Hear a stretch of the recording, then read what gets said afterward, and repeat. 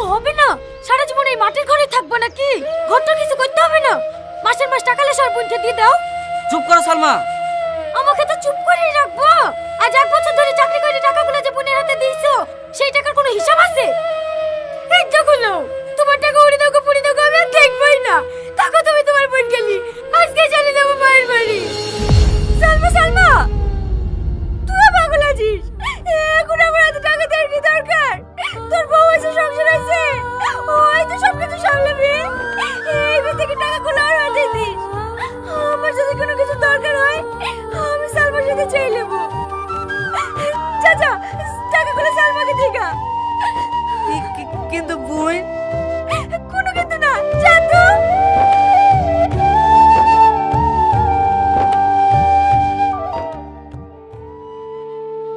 এলো ভাবি, আমাকে যে টাকাগুলো দিয়েছিল সব এখানেই আছে। কত আছে এতে? 2,10,000। 1 বছরে 30,000 টাকা করে ইনকাম হলে তো 3,60,000 হয়। 8 টাকা কই? তুমি এসব কি বলছো বলো দিনি সালমা? সংসারে একটা খরচা নাই। কি করে বলছি? সংসারে খরচা করিছো না কোথায় খরচা করিছো? 1 বছরে কোনো সংসারে 1.5 লাখ টাকা খরচা হয়? আমি চোর টাকা ভাবি, আমি সংসারে খরচ করেছি।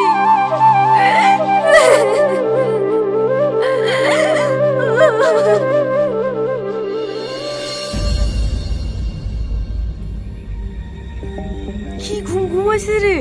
উঠছে না কেন?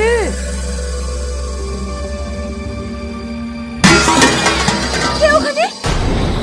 কে তুমি? ভাই, কে তুমি? ও গোঠো, বোনের ঘরে কি কথা বলছি?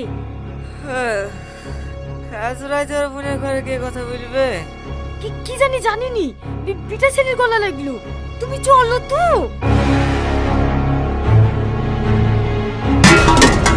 এসব বলছো কেন? কে তুমি? এখানে কি করতে এসছো? কি হয়েছে রে বোন? আমি জানিনি। এই লোকটা মনে হয় আমার ঘরে চুরি করতে ঢুকেছে। সব তুমি কি বলছো রীতি? তুমি তো আমাকে ডাকলি।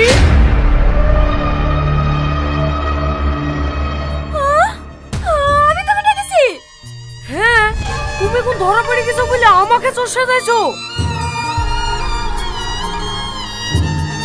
ছি বুঝছি, তুই এরকম মেয়ে।